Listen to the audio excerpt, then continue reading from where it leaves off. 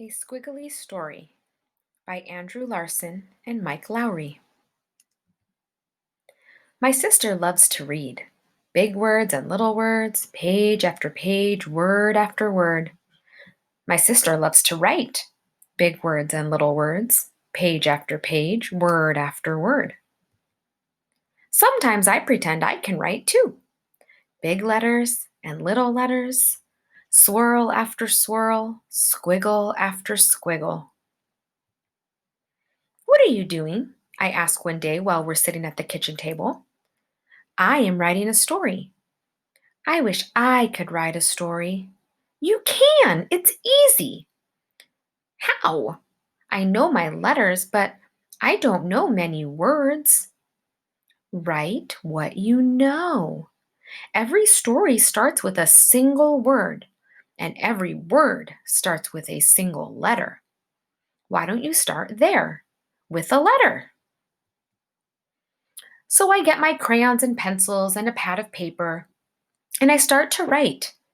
I start with a single letter. It's an easy letter. I. That's a good beginning. Now what? What's going to happen? How should I know? It's your story. You are the boss. I what? I'm stuck. What happens in my story? I draw a circle. It's a soccer ball. Then I write another letter. I circle you. It's you, I say to my sister. I'm playing soccer with you. Great. Where are we playing soccer? Maybe we're playing at the beach, I suggest. We've never played soccer on the beach. So I do a bunch of dots for the sand on the beach. Then I make a bunch of V's. Big V's and little V's, wave after wave in the ocean. Now what? What do you mean? You have a beginning. Now we're in the middle of the story. Something else has to happen so we can get to the end. I'm stuck again. I start doodling. I doodle another V, but this time I doodle it upside down.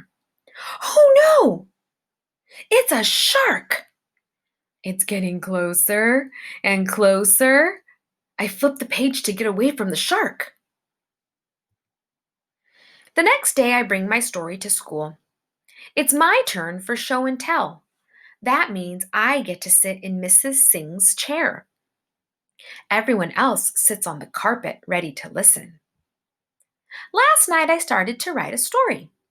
It's sort of squiggly, but here it goes.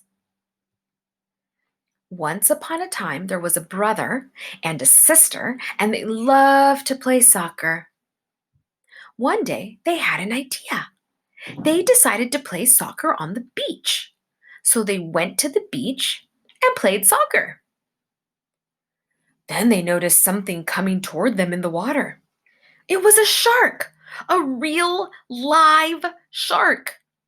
It was getting closer and closer, and it was getting bigger and bigger. And that's as far as I got. That's wonderful, says Mrs. Singh. What happens next? What about the shark? What about the brother and the sister? I don't know. I'm stuck. Class, does anyone have an idea?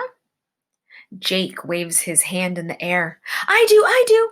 Maybe one of them kicks the ball and it hits the shark in the head. Then maybe the shark bites the ball with his big pointy shark teeth.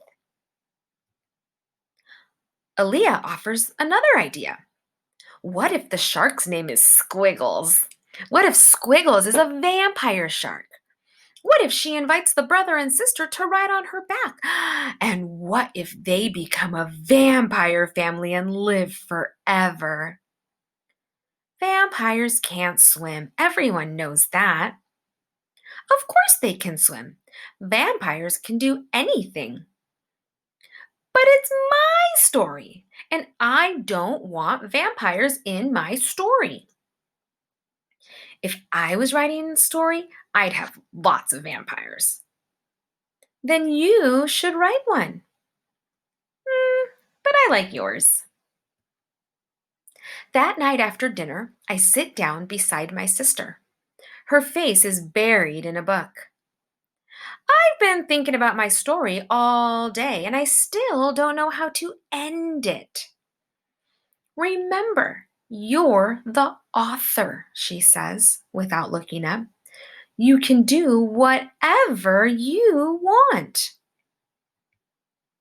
So I get my pencil and I start with a bunch of stars. Then I add a few exclamation marks. My sister told me exclamation marks make things exciting. She's right, it is exciting. I add a couple of slanty lines. What's going on here? Asks my sister, looking up from her book. It's nighttime. The stars are out. The shark has gone away, and we decide to take a walk on the beach. That's when we discover this giant rocket ship. That sounds cool. Then what happens? We hear a voice. It's counting down. 10, 9, 8, 7, 6, 5, 4, 3, 2, 1. Blast off! Not yet, I say, adding one more squiggle. Just before the rocket blasts off, we spy a Martian looking out through a window. The Martian invites us to climb aboard. That's a great ending. Now I have an idea for my next story. It's going to be about a boy who climbs aboard a rocket ship and takes a trip to Mars. And I think I know just how to begin.